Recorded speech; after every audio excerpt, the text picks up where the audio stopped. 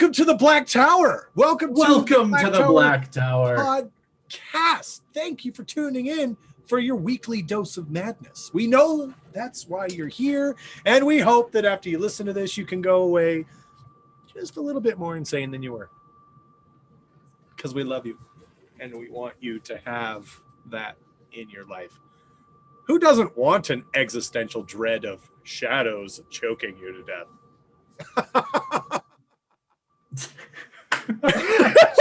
Was that too real?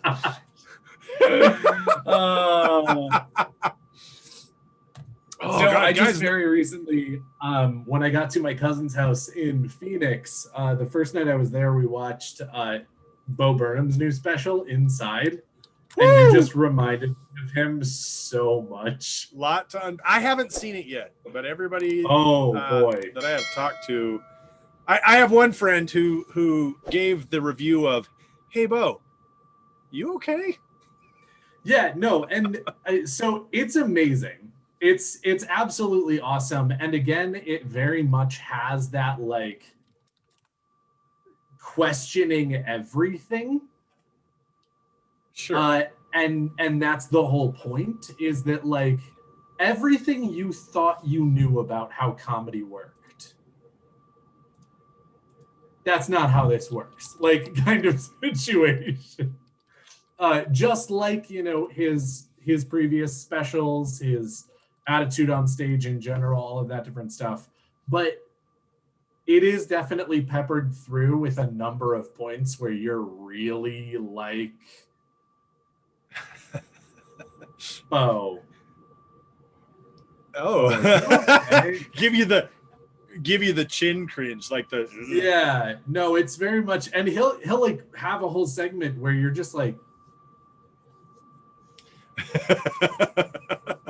I don't know if I'm allowed to laugh at this, because like bruh, he is so good at that. Oof. Like he does such a good job with that brand of humor. Like you watch Bo Burnham, and we used to joke that he tells the jokes that you can definitely laugh at when you're alone, but you should probably look to see whose company you're in if you're gonna laugh in public. Yes. Well, and also it's interesting because Bo is so weird to me in terms of the fact that I love his humor, and I love the messing with the form. I really do. I mean, like, I definitely love a standard stand-up comedy show, but if you can give me even more than that, if you can fuck with me as well, like while you're doing comedy, I definitely will think that's A, more impressive, and B, funnier, typically. He's a brilliant guy. Yes, it is also a different thing where an interesting thing where once you fuck with the format enough times, I don't know if I can believe you fully anymore. Because you knock a water bottle over on stage and it looks like an accident and like you just messed up because you're nervous. And then the song comes on and it's, he meant to knock the water bottle. Yeah, that's right. He meant to knock the water bottle. Like, motherfucker. And so like when he does the stuff that's like really dark, sometimes you're like, okay, I do definitely that you are more shy. You are more introverted, you are more existential, you are more philosophical, all of these different things than you portray on stage. Yep. But how much more? Like, how much is this special actually hurting you versus how much do you understand that other people and you want to bring attention to them? It's a fair balance. It's really nice. I don't know. It's hard to say. Yes, you're not wrong, but I think that's what highlights his brilliance in the theater. And funny enough, is this an accident or did we do this on purpose? Because there are times when you're watching this new special and you go, I can't. Hold on. Pause it. I need a drink. I need to step away for a moment. And then we can maybe resume this after I recover emotionally.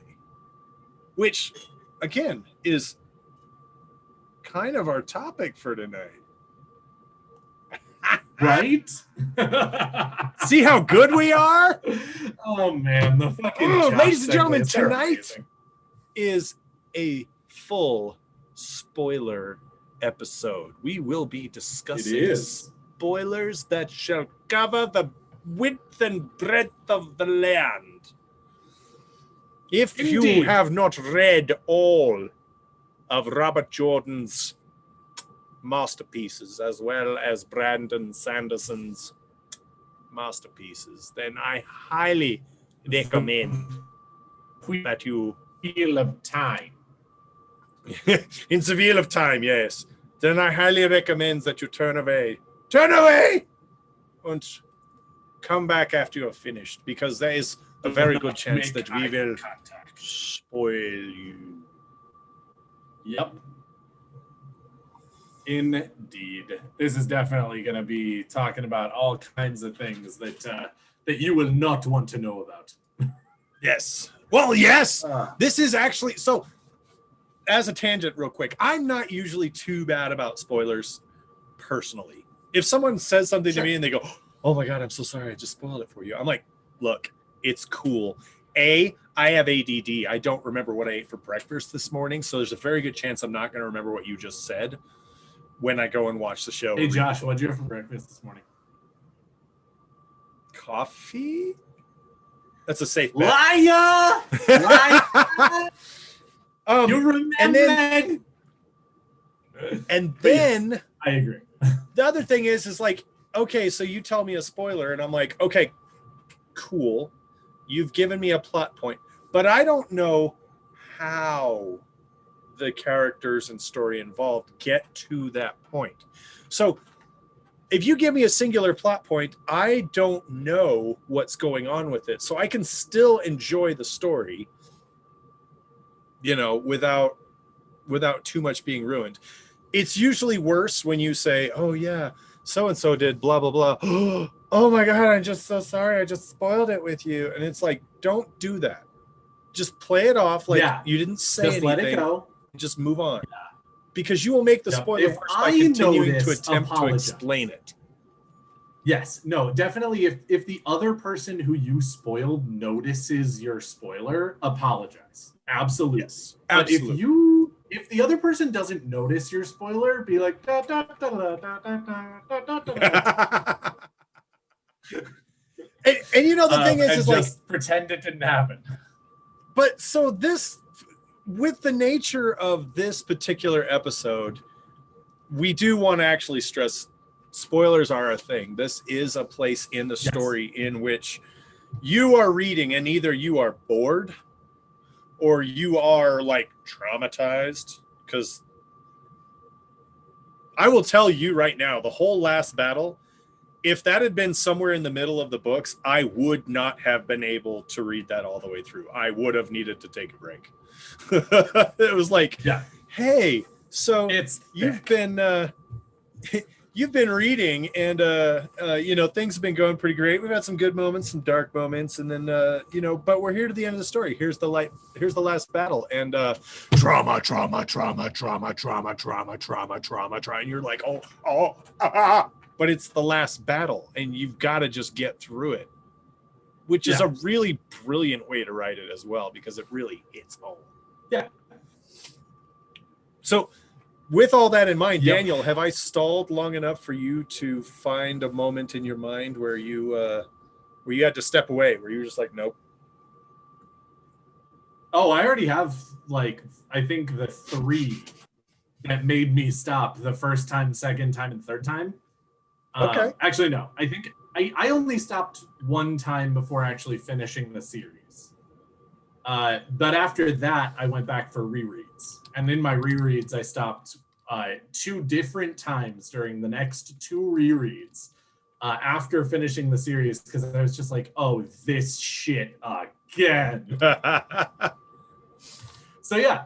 So today's topic is all about in your initial reads of the books, whether it be the first time that you were going through the series, or subsequent rereads even after you had finished. Now, this does not sorry, I didn't actually finish the thing. During those times, whether it be your initial read or your subsequent read, you thought when was there. I know, right? When was it that you just couldn't continue with the books? When was the line you just ran headlong into and just lost momentum, lost the ability to keep going, lost the will to persevere? Now, this does not count if you hit the end of what was out at that time, because I actually did that a lot. I definitely, started reading the books of the series like 4 or 5 different times. Yeah, because it's like the end just existed, and I just hit it and then would reread again up until that point and then going. It does not count that.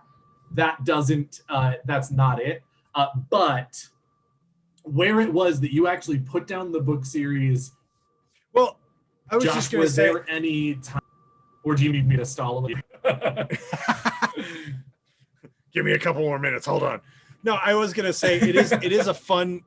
It's a very fun topic for me because, again, like you were saying, when you read through the first time, and only the first 4 books are out, and then you're like, oh, cool, when's the next book coming out? And then, a year later, the next book comes out. That gave you way more than a break than you needed. And then you had to reread everything up to that point to say, what the hell was going on? George R. Martin. Yeah, cries in A Song of Ice and Fire. Oh, we're never getting the last book. It's like playing a video game where you put it down long enough and you just have to start from the beginning because you're like, I don't even know where I was or what I was doing or like the controls. Like, I don't know what the fuck is happening right now. I just need to start this game over. Yeah, yeah. So I will say this. So I started reading at, I want to say, A Path of Daggers. So Path of Daggers had come out, and I was just like, this is good. I love this book. And then, of course, after that moment, it was just like, boom, chicka boom, chicka boom, chicka boom, chicka boom. As you go through, you read, and then you wait for a year, and then you read, and then you wait for a year, and then you read, and you wait for a year. And it's just, it is what it is. But the interesting thing now is you get people who are starting to read the series now who don't have that insulation, that healing time between books. Right. It creates a bit of a different story. And I know, as someone who's read them, and then we've done the reread through, to get the whole picture, because as a reader of the books, it's a big story. You want to go from book 1 all the way to book 14 at least once. You have to. You just have to. And if you haven't done it, I highly recommend it. It's super awesome. Or you need to stop after book 1, because if you keep going, you will get dragged. That's right. That's right.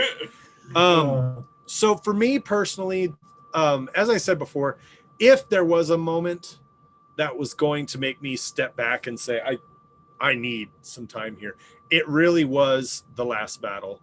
I just powered through because I was just that excited about A Memory of Light, and I just needed it in my brain. But on my reread, it was the slog that got me. Specifically Crossroads of Twilight. I was reading it, and I was just like, oh my God, there's nothing happening right now. This person went here, and this person went here, and this person, well, they stayed right where they were, but this person went over here, that person, and it was just like, is this Game of Thrones?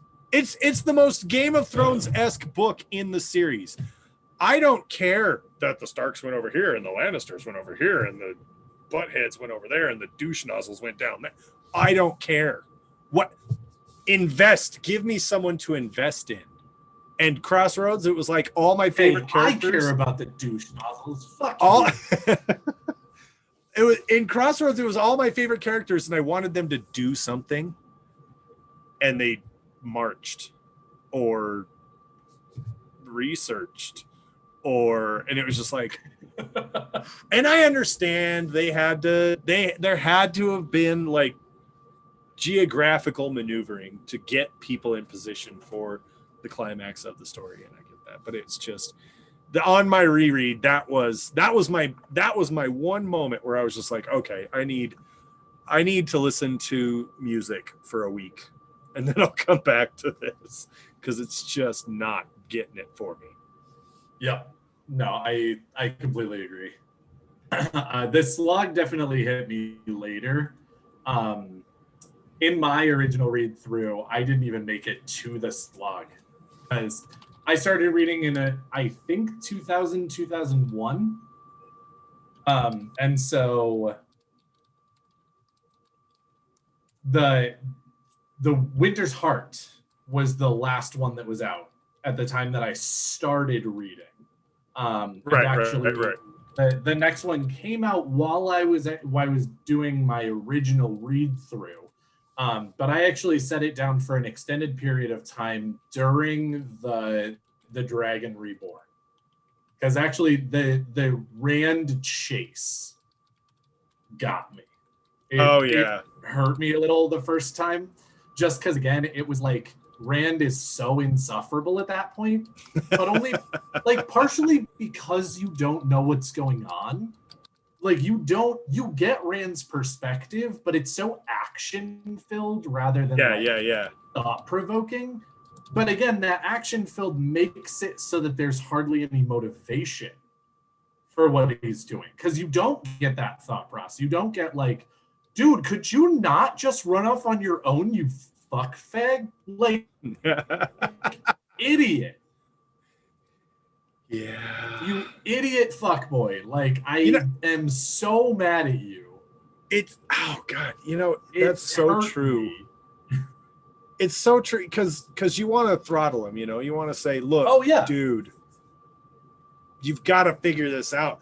And I understand his like distrust of Aes Sedai, and especially in the beginning it's a small town bias. Like he doesn't really have a reason to not trust Aes Sedai other than his dad was like later. Moraine like does give him kind of reasons not to trust her, but like not strong enough for him to do what he does. Like he's really just only grabbing onto the pieces that support his bias, rather than like actually taking the whole picture. But yeah, and like don't get me wrong, anyone who's listening and doing whatever, like Robert Jordan tried to give him motivation. Like it's like he didn't do what he could. Doing everybody, like a bubble of evil happens at the camp that they're in, and he's just like, oh, I'm putting everyone in danger, I need to leave. And you're just like, Jesus Christ, Messiah complex already. Oh yeah. And you like have just accepted that you're the Dragon Reborn. How about you deal with your shit? But so like I did find the bubbles of Taviran like interesting. The town that they go through, that like somebody fell from like 8 floors up and they're totally fine, and then somebody like tripped a rock and broke their neck, like different things like that. That was very interesting, and I loved the like the creativity and the nuance of those things. Whole journey to Tyr was really hard to read, and so I put it down. And, like, set it down for probably, I want to say like 6 months, and then the next book came out. Did you know that the Black Tower Podcast has its very own website? No? Well, then make sure you head on over to www.blacktowerpod.com for even more Black Tower Podcast tainty goodness. On our site, you can find all of our social media links conveniently located towards the bottom left if you're on computer. There are links to the Facebook page, our Twitter, our YouTube, and our Instagram. So you can keep up to date with us by finding all of our social media there. Also on our website, you can find a link to the forums that we have, where we have all kinds of discussions and, as Morshadi has done plenty of times, run naked through the forums. No worries, there's no pictures. We turned off the cameras for that. You can find links to Black Tower Podcast merch, both on New Creations by Jen and from Spreadshirt, where you can find any of our designs that we've ever put out, and you can go and get yourself whatever kind of merchandise you want, be it shirts, glasses, aprons for cooking, bags, hats, buttons, anything that you want, you can find in between the two merch shops that we have. The website also has a very quick and accessible link for our Discord, where you can come and join all of the fantastic tainty discussions that we have in our Discord server. We do have sections for spoiler and non-spoiler content, so you can come and enjoy something for you if you have finished a series, or something for you if you haven't finished a series. Another key feature is our Dragonsworn on demand section, where you can automatically see the most recent 5 videos from our YouTube that will play on an automatic playlist for you on the website, a quick button to get to our YouTube there as well, and you can just listen to the most recent 5 episodes that we have posted on Podbean. If you're curious about events and things we have coming up, we also have the Black Tower calendar, where you can go and look and see when we generally do our live Patreon recordings, when our episodes go live, and any events and things that we have coming up that we can put on the calendar. A quick link to our Patreon, where you can join and get access to all kinds of different content, including pre-recordings, and depending on the tier, early access to episodes, shout outs, all that kind of fun stuff. And of course, we will update the Patreon whenever we do have the updates ready to go live. We are still working on that. That is coming as of right now. Make sure you head on over to our website, where you can literally get access to anything that we have and we put out. I was like, all right, I'll go back to it, because now there's another one, and I'll get there. And so I did actually just pick up from where I left off. I didn't actually just like start over again. I actually did that on every read that I needed to when a new book came out after oh god, what is it that comes after Winter's Heart? It's Crossroads of Twilight. It's Crossroads. Sorry. Yeah, no, you're good. So once Crossroads of Twilight came out, I went back to it and finished the series up to the end of Crossroads of Twilight. And then when Knife of Dreams and when The Gathering Storm and when each subsequent book then came out, I would reread all the way from the beginning up until the point that was out, and then do whatever. But yeah, it was. Ugh. God, the fucking one. I will say a lot of that was a lot worse for me on my reread. So like the first time I'm reading it, I'm like, oh, that poor guy, he just found out he's the savior. Oh God, what is he gonna do? Oh man. Oh, and of course the first time I'm reading this, I myself am an angsty teenager, and I'm like, yeah, dude, Rand. He's got the weight of the world on his shoulders. I totally identify with that, man. Life is so heavy, so hard. Sometimes I just want to run away. Yeah, that was I'm not proud of it. No, but, I feel you. I own it. Josh. Everyone went through that. If you didn't go through that, I don't trust you. I don't trust anything in your life if you didn't go through a phase like that. No, if your phase was 6 months, that's fine. If your phase was 27 years, I don't trust you.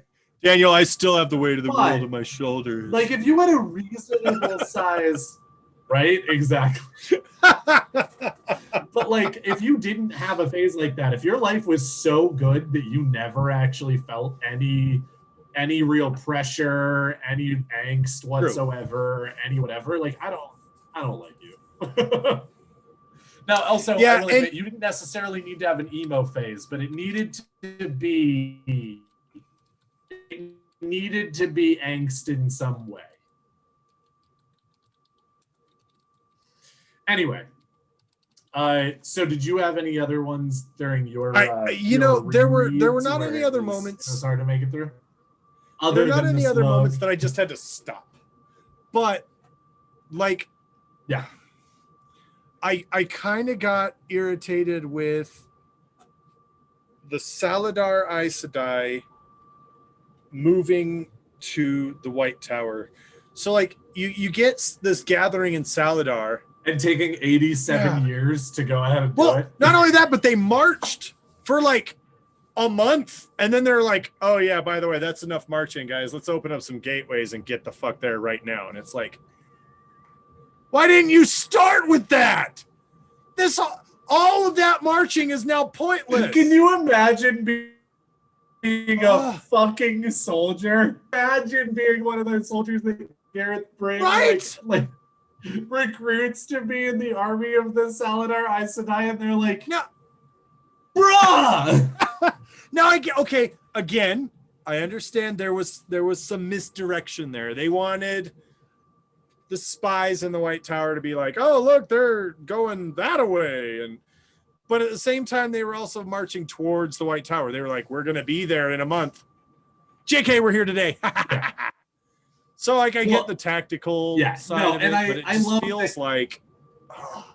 Well, and not only that, again, Egwene and Swan actually do put together the kind of brilliant tactical thing of not only just, as we're marching, the White Tower is going to be preparing, but they're not going to be preparing for the right time, because we're going to make it look like one thing and it will actually be another. But also,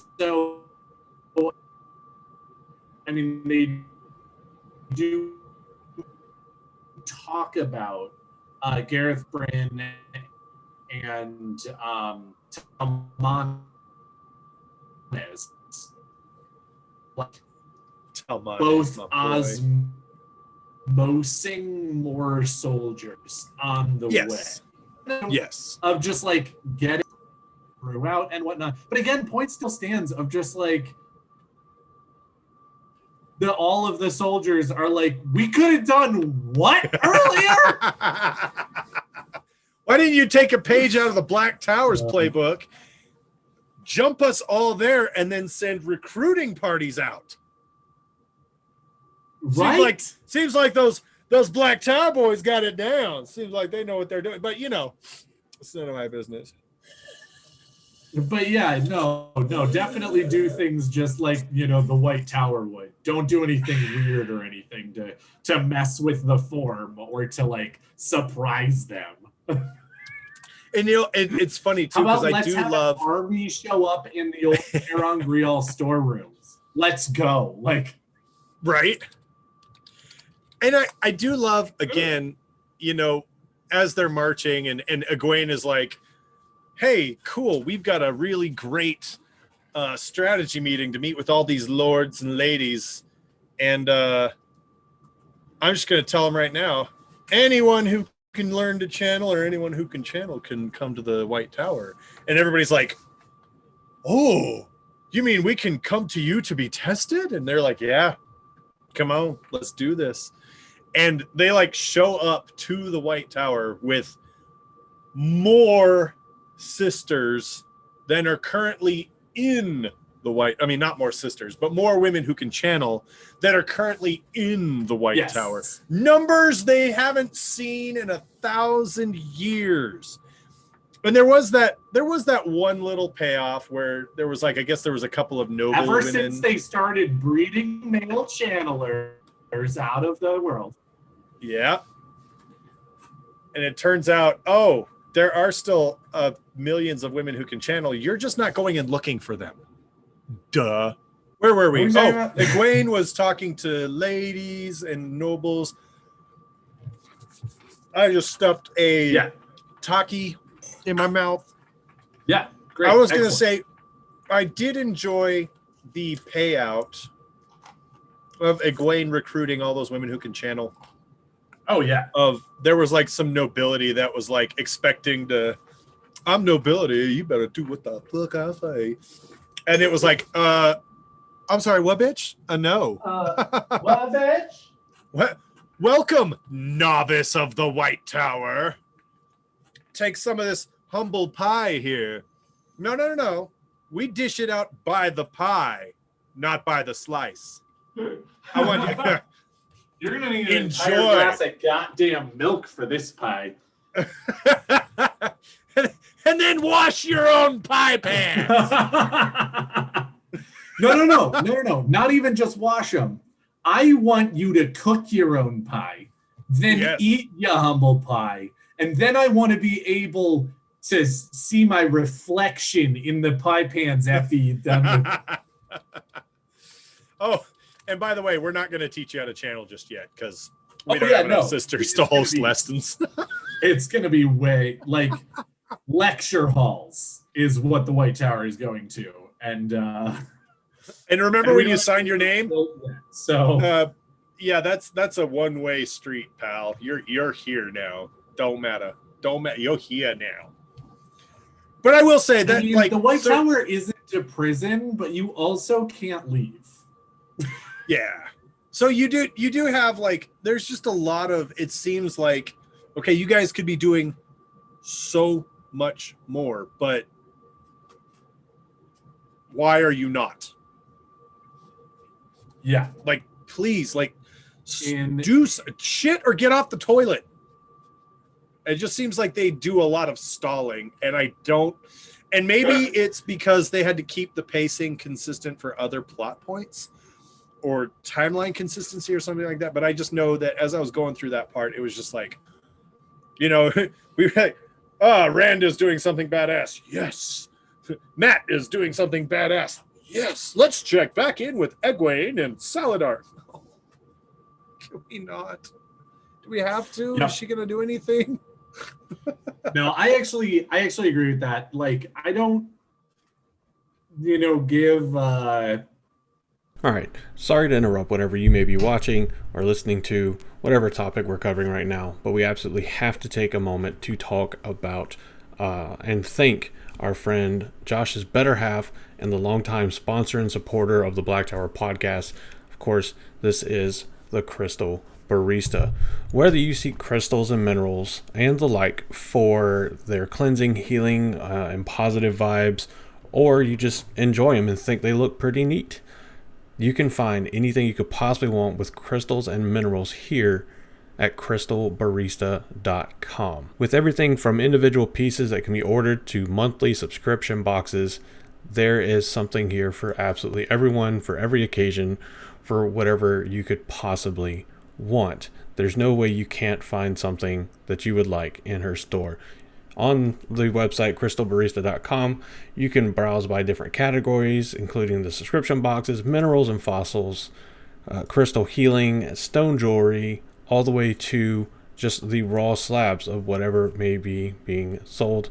And if you're more budget conscious and you want to look at anything that is limited by price, you can look for anything that is from $0 to almost $25, $25 to $50, and then anything that may be over $50.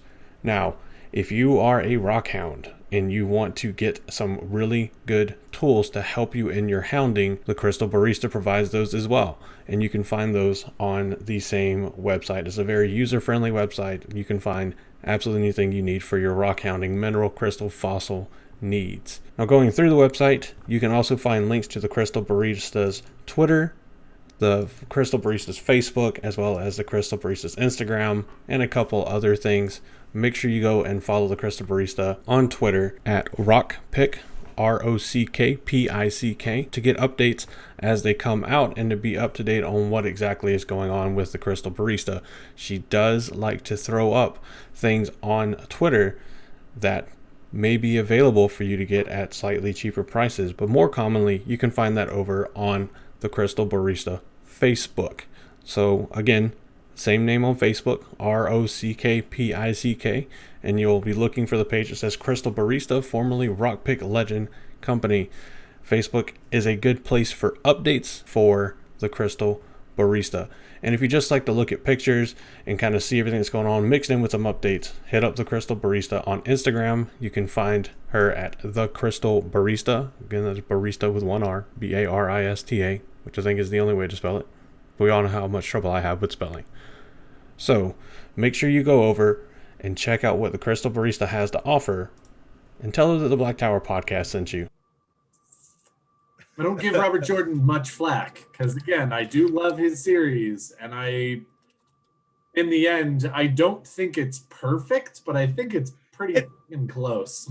I want to say, like, as a disclaimer, when I complain about certain plot points, I'm not saying for 1 second that this book sucks and I hate it and I ain't never reading it again. Obviously, it's something that I'm pretty passionate why I was about. Saying that. Yeah. And I'm getting some comments in our section here. That. Well, and we're getting some comments in the Discord. So if you want to listen live and you want to make fun of me along with all our friends here in Discord, you got to be a patron to do that. So check out our Patreon at blacktowerpod.com. And you can come and make fun of me live here as well. But it's like, for me, it's like pizza. I love pizza. I love all pizza. I've never had bad pizza. Even bad pizza is still good pizza. Wheel of Time is pizza, and it comes in a wheel shape.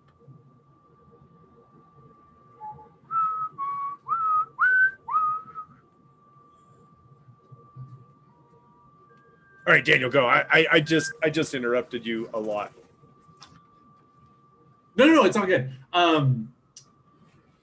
It is one of those things where there are a number of situations where I really wish like something had just gone faster, or we hadn't seen as much of it in as many points. And the Saladar arc, Failgate, Elaine's ascension to the throne, I wish that all of those had been either pared down a little and there had been a little bit less fluff, or it had all been concentrated into one thing. Because, like, again, when you're making a television show, it's not that interesting to just like see an ensemble cast and then watch one set of characters for like 7 episodes in a row. But when you're reading a book, you can actually very much kind of get away with doing that. And so, especially a book with a story this big. Yes, exactly. And so there are definitely times where you would just like pop back to Perrin during, you know, the slog, and he'd just be like, and we're still walking. And Barrelane's still being Barrelane. And so I got another knot in my leather necklace.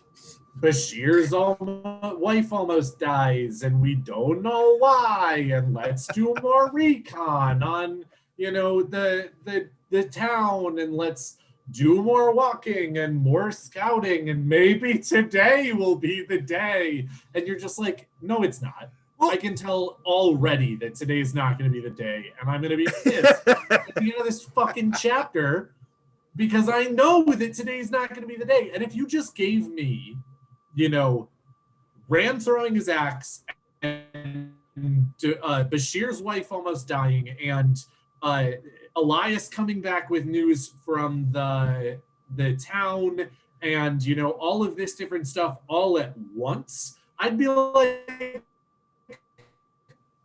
yeah, some of that was a little boring, but at least it's over now. And it wouldn't be a book and a half later that you finally get the payoff from this bullshit.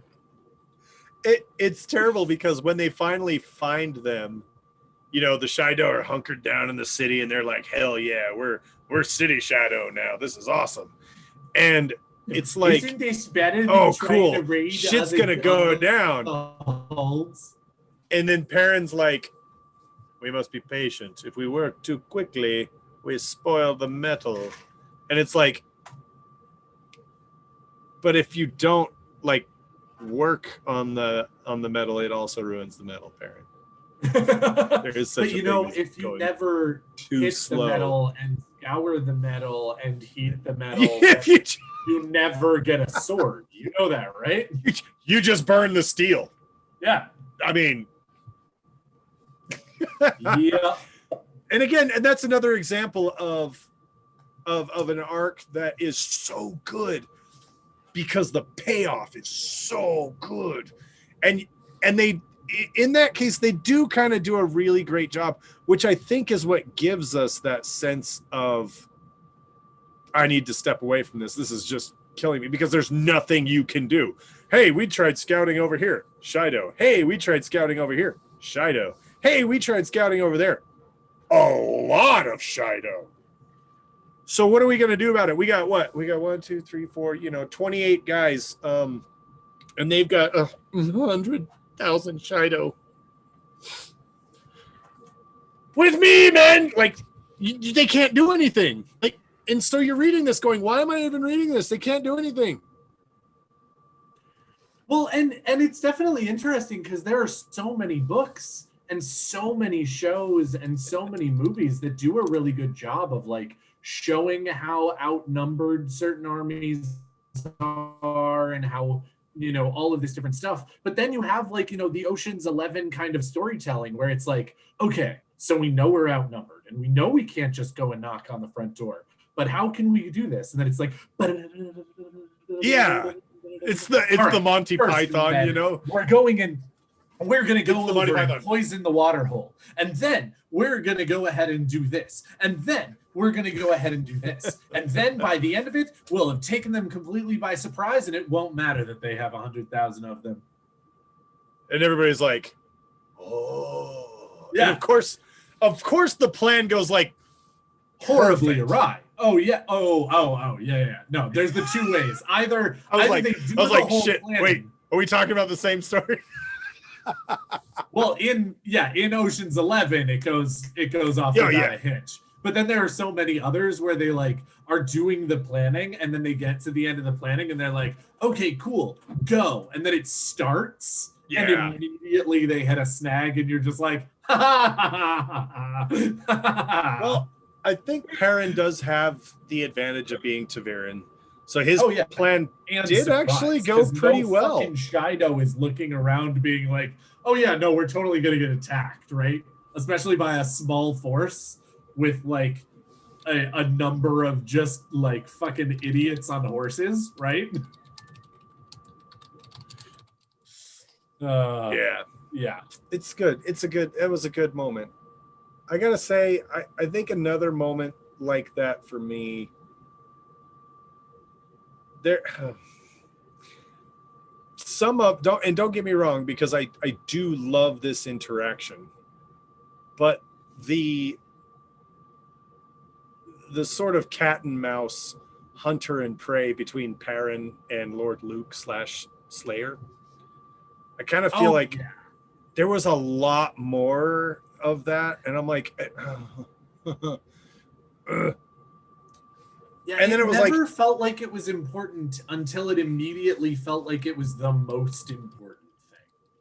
And I didn't love that. Like, I completely agree that, like, we got introduced to Lord Luke so early, and then it seemed like he didn't fucking matter at all, pretty much, until the point where he did. And then again, like, I get, making him matter and raising the stakes and everything, but it went from like, Lord Luke, okay, he matters a little bit right here, and then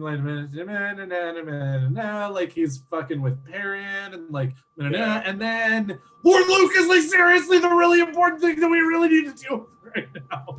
And you're just like, could maybe that have been a little bit more of an arc rather than a fucking plateau? Like and I like that they used him as Perrin's like training in Teleran Riyadh, but even that wasn't Perrin's training in Teleran. Like he spent so much time with Hopper learning these things. That was more like I'm putting into practice the things that I've been learning. Yes. Well, and it is interesting because I will admit that the one nice thing is that, again, it does show Perrin's like actual getting better in Teleran Riyadh, and I don't think it's a very good way necessarily of doing that, but it is the way that was chosen. Sure. And so it is kind of interesting to see, because if you actually read the words that are on the page, Hopper doesn't actually teach Perrin fucking anything. He keeps on telling him, like, dude, go home. You're too strong. You're gonna die, bruh. Like, I can't protect you. Yeah. And then, but then you actually see those moments where Perrin is, like, in danger and whatnot, and he does these certain things, and some you can absolutely attribute to him being ta'veren. Some you can absolutely attribute to him just being sort of like impulse good along the lines of like Rand or like Matt's luck or something along that. But like there are other things where he's just like, no, I know what to do because Hopper showed me. Now I just need to actually practice it. Right. And like you get those moments of practice and you get those moments of him learning, but it's not like the best way to do that. Well, again, it's like we're introducing a character who doesn't seem to have much importance other than to just be a prick. Yep. And there are enough of those already in the story that it feels like there doesn't need to be. At that point in time, when we first meet him, he's at the Two Rivers, where there's an occupation force of the Children of the Light. There's and it's like Dane Bornhald there. He is enough douchebag for the entire region. We've already got enough douchebag energy. Like, we got this covered. Wait, is that BDE as well? Big douche energy? No. That's DBE. Not to be confused with BDE. So we got big dragon energy and douchebag energy. All right, guys. Well, as we all know here at the Black Tower podcast, not everything that is touched by the shadow is lost. And that is totally true for thegreatblight.com. Now, Nablus and his team have done an amazing job of going ahead and putting this together, and it is possibly the greatest resource for those of us here in the Wheel of Time community. First off, you have this awesome homepage with posts from a bunch of your favorites. You can go and check out new things that you've never seen before, keep up to date on content creators that you already follow, and just go ahead and dip as many of your toes or your entire foot as you want into all of the different things that are going on. Now, also here, there is probably the best list of content creators. There's YouTubers, podcasters, artists, musicians, just about everything you could want. And if you don't see your favorite content creator there, that's fine. There is an application included in the site to go ahead and make sure that your favorite content creator is part of it. Just encourage them to fill out the application and Nablus will be in touch. Now, after you've gone ahead and checked that out, you're going to want to pop over to the ever-expanding library here at the Great Blight, because it is something particularly special. Now, I don't know how many times I've gone ahead and joined a fandom only to find out halfway through my first read, looking up a character, that they die in the second to last book, which sucks. It always is very disappointing when you can't look up anything interesting about what you've read for fear of things that you haven't read yet. But they've fixed the problem over at thegreatblight.com. It is a spoiler-free wiki. That's right. That means that if you've only read up to Path of Daggers and you really want to find out what in the world you missed about Egwene because there's something you just don't understand, or if you want to get more information about Rand because you think he's super cool, you don't need to read past Path of Daggers, and it's not going to ruin you on a Memory of Light before you've gotten there. You'll know exactly where to stop. You'll know exactly where you are. And once you're done with that, make sure that you go ahead and help the site out, the content creators out, everything like that, with the beta nature of it. Up here at the top, you're going to see a problem, have a suggestion button. That is specifically for if you have any issues with the site or if you have any feedback. It's only something that we can make better with feedback and with help from the community. So come on down, check it out. Grab a couple of our videos or grab a couple of our podcasts, and we'd love to see you there. Don't mix your acronyms, folks. Yes, sorry. You are correct, Snakes and Foxes. We do meet him earlier. He doesn't actually really do, and like he's the one who claims that he had to take on a bunch of Aiel to capture Gaul, who then becomes Perrin's best friend. Yes. But Yes. he doesn't like. He is just a blowhard at that point. When you go back to the Two Rivers, you really start getting the idea that he is not just a blowhard. Like he is, but it's an act. And you're like, what else is going on? And how much dickwad are we actually dealing with? How much DWE?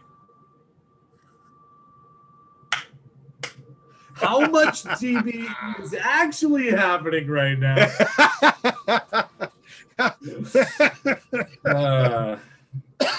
Oh boy, good times. I love how so can actually in some ways definitely be douchebag energy, but it can also very much just be douchebaggery. That works as well. I love how that it works. Words. It works. English. How lovely is this language? And how obnoxiously hard is it to learn? So I gotta say this. Oh my God, it's the Dave Bornhold energy. It really is.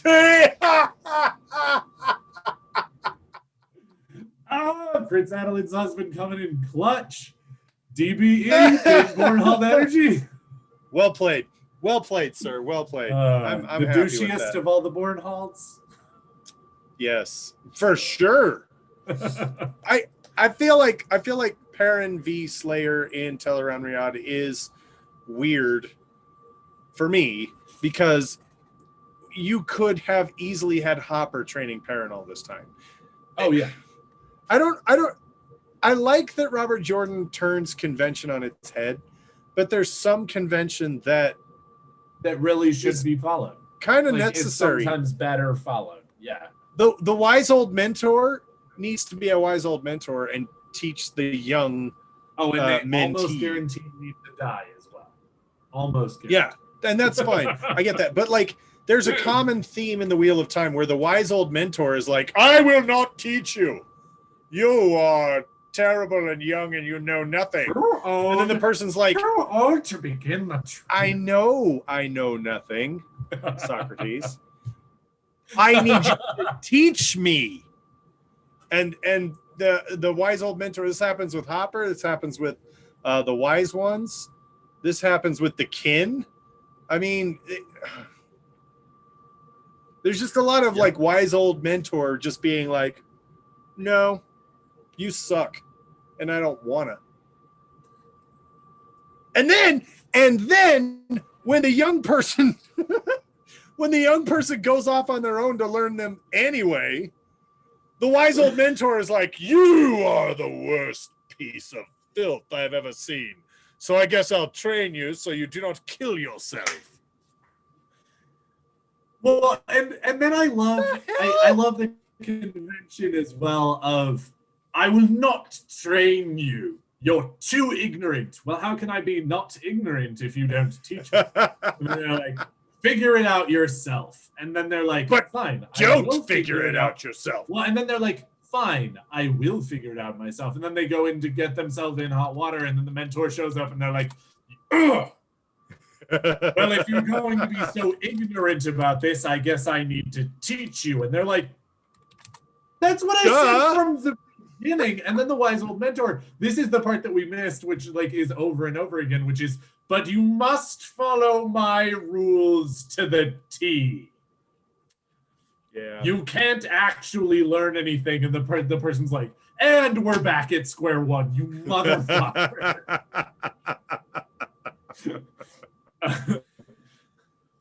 You can learn, but you can't actually use it or talk about it or break any of these other rules that I say about it. And if you break any of these rules, then I will stop teaching you. And they're like, that's how we started this whole conversation. We just skip to the part where you teach anyway. Exactly. It's yeah. God. Oh my God, that was definitely another part. That's on my first reread. When Cadsuane shows up and she starts just being a huge bitch. Like, oh God. Out of nowhere. Out of nowhere. That one bothered me so much. Because again, I get it. I really do. I absolutely understand why she is the way she is. And I don't think she's a huge bitch out of nowhere in terms of her understanding. She's not acting against her character. Yes, it just is so behavior. frustrating. And like, again, I get that Rand is also obnoxious in some ways. When he meets Cadsuane, it's also not out of nowhere. It's not out of character for Rand. He's not far outside of the fucking box at Dumais Wells when Cadsuane comes in and she goes, "Oh, you gonna listen to me?" And he is just like, "Am I though? Am I?" Other people have said that, and I've got a better idea. But other people have said that, and those who can still actually channel are now like made vows of fealty to me. So maybe you should like think about who you're talking to. And again, he's not right. He's not. He's a piece of shit talking to someone who knows more than he does, just being like, I'm the Dragon Reborn. How about you calm down? But she walks into the situation being like, "You're not the Dragon Reborn. You're a child. You're a child, and I will flick your ear." And you're just like, could both of you calm the fuck down and maybe have a solid conversation about the fact that both of you need each other and neither of them? She has no payoff in her arc as well. None. She comes in and she says, "I'm going to teach that boy how to smile." And everybody's like, "Okay." And then, but she never does. Yeah. She never does.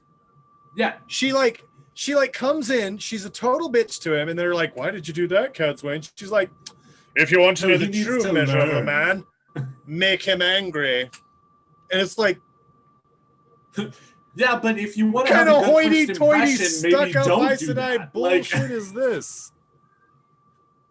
Well, I mean, like, I don't even think she's wrong about that. Like, I do actually appreciate that statement, but it's also like, yeah, have you also ever heard the saying, you only get one chance to make a first impression? Like, Jesus Christ.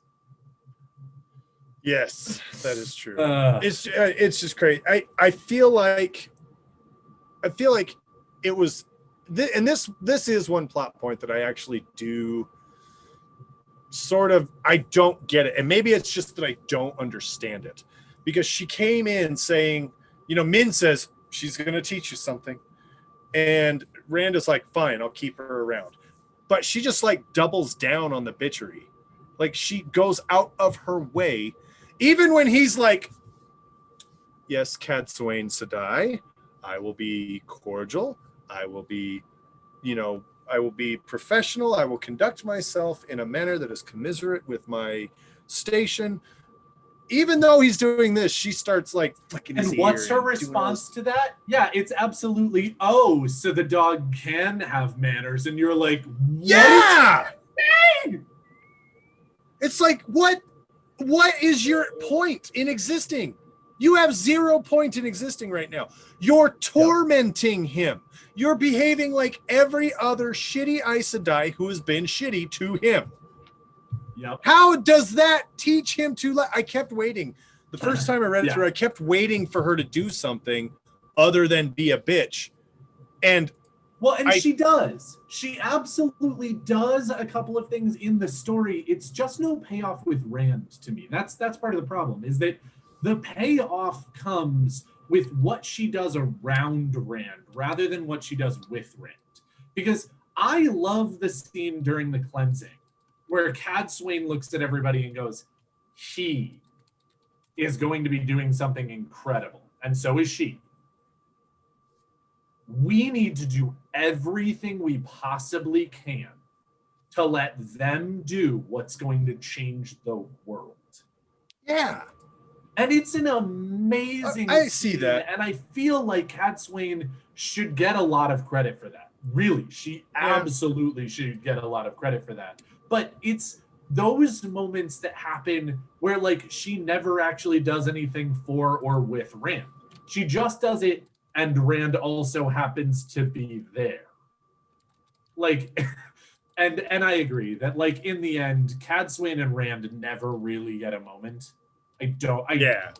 There is, but there isn't. Because again, she does teach him something. She teaches the Ashaman something. Min gets her viewing with the payoff, but it's not really a payoff. Yeah. Like, yeah, no, Snakes and Foxes is totally right. Like the head nod at the end of the book. Like she knows. Like that's it. That's the whole thing. That's exactly the payoff. And you're just like, thanks, you motherfucker. It just felt like a lot for a little. It really did. No. Which sums up most dealings with Aes Sedai, to be honest. But you know what has a pretty strong payoff and isn't a disappointment? BlackTowerPod.com. Ooh. You just say it and I just shudder. I'm just like, no, definitely. We are coming to the end of the episode here, guys. I think that pretty much covers like all of the hardest parts for us. Definitely, if you had another one that you felt like you just had to put the books down and couldn't keep going, please let us know. Either, if you're on YouTube, you can go ahead and put it in the comments under the video. We'd also love to hear what you say on blacktowerpod.com. There are some forums. We'd love to hear what you guys have to say about this week's episode. As well as there are links everywhere else. You can absolutely communicate it directly to us if you want to on Twitter, on Instagram, on our Discord, things like that. And I do highly, highly encourage you to at least consider going ahead and being a Patreon. We love our Patreons. We think they're absolutely amazing. And definitely they make our episodes more fun. And if you want to be part of that, every Wednesday, our live listeners get to go ahead and hear the episode as it's happening, raw and uncut, as well as get to participate in we have a chat that happens during the episode, and it is sometimes an absolute fucking hoot, whether it be more shoddy giving us fact checks, whether it be, the registered nerd breaking us, whether it be Prince Adeline's husband giving us, a number of different takes on things. It's always entertaining and it's always super fun. Or Snakes and Foxes trying to get us to sign another one of their damn contracts. Listen, buddy, we're not going to fall for it again, okay? We still haven't got rid of those tribbles. Motherfucking dude, we've killed so many of them. We started using them for target practice on this. I'm 90% sure I've genocided tribbles personally, and I know I'm not the only one, and they still keep coming. Everybody loves merchandise, and one of the best possible places to go and get yourself some really dope Wheel of Time inspired and themed merchandise is, of course, newcreationsbyjen.com. So whenever you go to newcreationsbyjen.com, whether you're looking for just Wheel of Time inspired stuff or not, you can find all kinds of really cool merchandise and goodie opportunities, all the way from gifts for your family, friends, significant others, whoever have you, newborns, children, toddlers, women, men, adults, anybody that wants anything, you can find something for them for sure on New Creations by Jen. Now, most of you listening are going to be looking for Wheel of Time stuff. And the easiest way to find it is to go to the catalog section on New Creations by Jen, where you can see the groups of stuff for us at Black Tower Podcasts, Malkir Talks, Talking Around Riyadh, Will Reads, The Will Weaves, and Weekly Will News. So you can find all of this stuff, and you can browse and look at all the different kinds of things that each content creator that is a part of New Creations by Jen's has taken and asked Jen and Rob to put up on the site. Obviously, we're going to use ours as an example so that you can go in and look at Black Tower Podcast stuff, because we are the Black Tower Podcast. So if you go on, you can get our Two Rivers Sniper shot glass as well as Two Rivers Sniper shirt. It's available on a red shirt. So you can go on and you can get our Frosty mug, which is one of the Frosty Mug collectibles. Each Wheel of Time content creator that is on New Creations by Jen has a Frosty mug that you can go in and get for yourself. So after you get ours, make sure you get the others and get the entire set and join the Frosty Mug Society. Of course, there's more than just Frosty mugs and little shot glasses, and there's plenty of different kinds of shirts with different designs on them from all of the different content creators. Of course, you can find ours where you can get our logo in black and white on a shirt. I have one myself. It's fantastic and I love it. Jen and Rob do an amazing job of working with not only their customers but the content creators that they help support with this amazing and very good quality merchandise. So if you have not headed over to New Creations by Jen and gotten yourself something dope, make sure you go and do that. Again, it's newcreationsbyjen.com. But yes, but we do absolutely love them. It's definitely, as little as $1 a month. That'll get you in for the live listening. And then we have some really dope benefits that you can get later on, whether it be early episodes, whether it be different recordings that we can make for you, recording your own spoiler warning that we can use on air, and the challenge coins, which I think are probably just maybe our dopest our Patreon benefit. But yeah, come on down, check it out. We could not do this without them, and we definitely thank the light for them every day, as well as every week, because they are not only just supporters, but they are participants, and it's fantastic. But yeah, so definitely go over and check that out. And if you cannot join the Patreon, we absolutely understand. If you do have a one-time payment that you want to make and you want to get yourself some cool swag, we also get support from that, and we also very, very, very much appreciate it. You can either go to our Spreadshirt page that you can get to from blacktowerpod.com, or we also have a shop with New Creations by Jen. She does some great work over there. It's if you want to get in on the Frosty Mug Club, if you want to go ahead and get a Two River Sniper shot glass, they are really awesome, and she does great work. And then once you've gone ahead and checked those out, Josh, can you go ahead and tell the people where they should go after that for spoiler-free wikis? So if you go on to thegreatblight.com, it is a page that is being put together by none other than Nabliss himself. Nabliss! An amazing guy. Don't let his title fool you. He's actually a really cool guy. But they've put together something truly special over at thegreatblight.com, which is a wiki. I guess they're still working on it. Yes. At the moment, currently, it is a compendium of content creators for the Wheel of Time. Yep. So if you want to look into someone who does YouTube, podcasts, blogs, all the fun stuff there, get with them over at thegreatblight.com. And like I said, they are currently working on a wiki that is spoiler friendly. You can go in and set the most recent book you've read, and the wiki will cater itself to edit information that is a spoiler for later on in the series. Truly brilliant work, truly amazing work. Go check them out. Consider supporting them. If you are a content creator and you are not on there yet, definitely get in touch with Nabliss, as well as if you want to help with that process of the wiki. I don't know if they're taking any new people right now, but I would not be surprised. You can always throw your hat in the ring to either just, edit it and be an editor and check it out.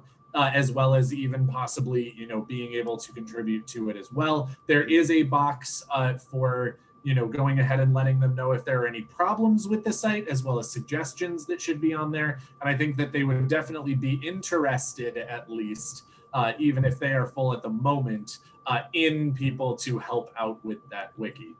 And make sure you tell them the Black Tower sent you. Indeed. They love us over there. Yeah, I'm not sure it's a good thing that Nabliss loves us. Isn't Who am I it? kidding? It's amazing. Right? I love it.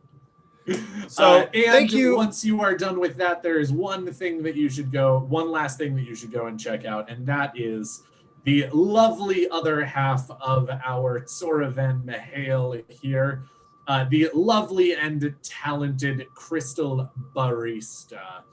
You can go ahead and find her at facebook.com/rockpick, as well as, is it thecrystalbarista.com or just crystalbarista.com? Gotta check. I think it's just crystalbarista.com.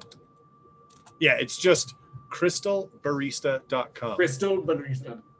Excellent. She's doing great work over there. In fact, just today, Josh and the lovely Crystal Barista are preparing for the Crystal Fest out in Moab, Utah. So if you are anywhere near the area, definitely go say hi. Josh is in jeopardy. Oh no! Yeah, oh, no.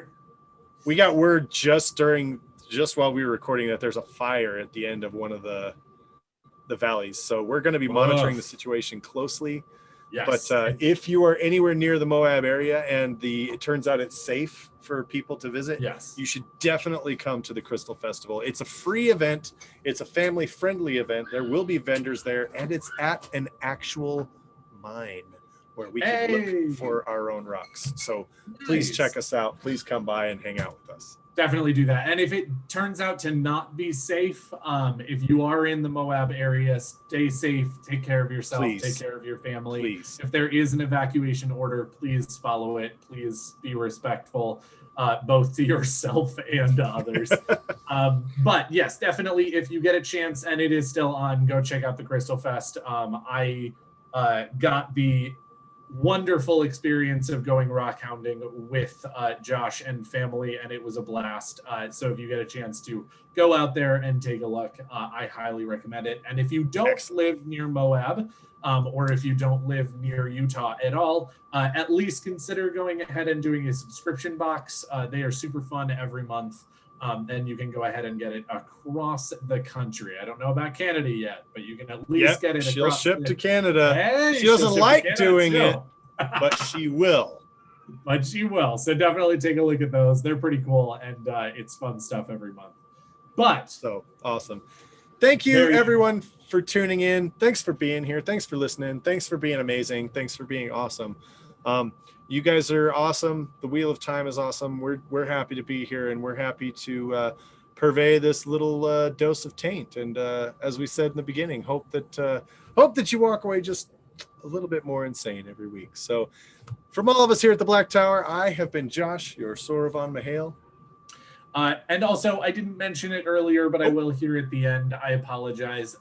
Andrew is again with us here in spirit. He may be taking a little bit of a hiatus from episodes for a little while, and we wish him all the best.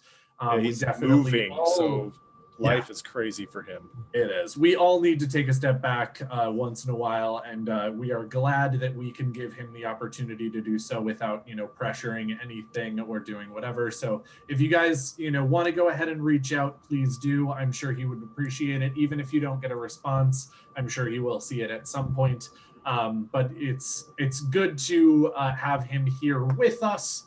Even if it is only in spirit. The Black Tower will always stand together, and we miss him dearly, and we hope that he is back soon. And I would like to say as well, for everyone listening, we all have bad days. And if you're having a bad day, if life is just kicking you around, please reach out to us.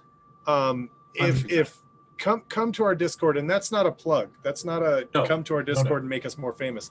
No. That's a come to our Discord, because our Discord is we've worked so hard to cultivate a place where people can come in and talk and be themselves. And I hate to use the word safe space because it's such a buzzword, but that's what it is. You can come in, you can be yourself. And if you're having a problem, if life's got you on the ropes a little bit, you can talk about it. And when we will be there, either us or someone in the Discord will be there to talk with you about it as well, because we care, and the Black Tower guards, the Black Tower protects, and when you're in our Discord, you're one of our own. Yep. So if you are ever going through it, definitely say hi, and we will reach out back to you, because we are always here for the people that we love, and definitely our fans and a number of people who aren't even necessarily fans but could be in the future. We want to you're humans. You're absolutely humans. You are part of the human race, and we want to be there for you in, hopefully whatever capacity will help them most. But anyway, all of that to say that Andrew is missing from this episode, but hopefully we'll be back soon. But He's on urgent Black Tower business. Indeed. The business of getting a better internet connection. That's right. One unaffected by microwaves.